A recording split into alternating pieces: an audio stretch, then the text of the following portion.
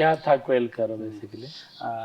कोयल कारो वो एक सरकार की योजना थी, कोयल कारो परियोजना।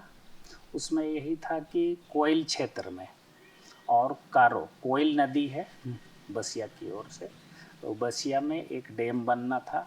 और कारो नदी जो हमारे गांव के तरफ में थे, तोरपा क्षेत्र में है, तो वहाँ पर ये डैम बनना था।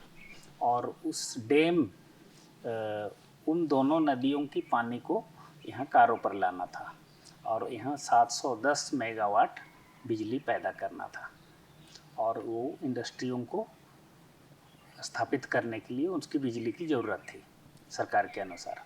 तो इसीलिए और करीब करीब वहाँ लुआजमी में, लुआजमी नाम का जगह है, वहाँ एक डैम बनना था। और कोयल क्षेत्र में बसिया के पास तेतरा में वहाँ बनना था।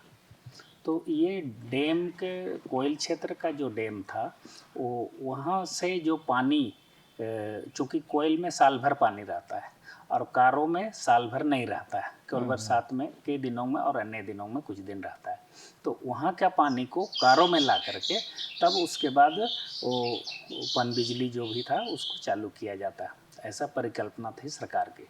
लेकिन दूसरी ओर देखा जाए कि यहाँ करीब करीब 256 मौजा जो रेवेन्यू विलेज है, 256 रेवेन्यू विलेज, ये पूरी तरह से एकदम डायरेक्ट अफेक्टेड थे।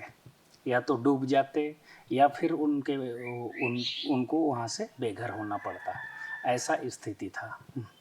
तो इसीलिए गांव के बुद्धिजीवियों ने ये, चूँकि अंग्रेज ज़माने के समय से ही ये परिकल्पना थी कि यह बनाया जा सकता है, तो इसी का विरोध लोगों ने किया। इसलिए किया कि इस क्षेत्र में 256 मौजा अगर डूब जाएंगे तो फिर यहाँ का अस्तित्व तो ख़त्म हो जाएगा, जैसा लोगों ने पहले भी देख चुका है। क्योंकि HSC बना, वहाँ भी आदिवासी गायब हो गए। उसी तरह बोकारो बना, टाटा बना, ये सब जहाँ भी विकास की बड़ी बड़ी योजनाएं लागू हुई वहाँ लोगों का भयंकर विनाश हुआ है, सामाजिक रूप से, सांस्कृतिक रूप से और आर्थिक रूप से भी उनका नुकसान हुआ है। भले बहुत लोगों को मुआवजा मिला लेकिन उसका सदुपयोग नहीं हुआ, क्योंकि इस क्षेत्र के आदिवासियों का मुख्य पेशा खेती रहा है। तो अगर ज़मीन ही नहीं रहेगी तो हम लोग कैसे जिएंगे, यही इनका परिकल्पना था।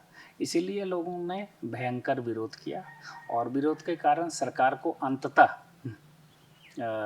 ये घोषणा करना पड़ा कि ये योजना को हम रद्द करते हैं। जब पढ़ाई कर रहे थे एज ए यूथ, आपका क्या रोल रहा उस मूवमेंट में? इस मूवमेंट में जब मैं आया तो हमारे एरिया में राजा पोलूस हुआ करते थे और कोयल कारो जन संगठन के अध्यक्ष राजा पोलूस हुआ करते थे, तो वो थे। और उसके बाद और एक हैं अभी सोमा मुंडा जी, वो अभी के वर्तमान अध्यक्ष हैं। उनका निर्देश में हम लोगों को अलग अलग जिम्मेदारी दी गई थी। तो मुझे भी युवाओं को मीटिंग में संचालन करना और युवाओं के बीच में जागरूकता पैदा करना, ऐसी जिम्मेदारी मुझे दी गई थी। तो इन्हीं जिम्मेदारियों के चलते मैंने अपनी 2 साल की पढ़ाई बंद कर दी और इस आंदोलन के लिए लगा। और उसके बाद से फिर अंततः ये आंदोलन के चलते सरकार को झुकना पड़ा और ये कोयल कारो डैम को बंद करना पड़ा।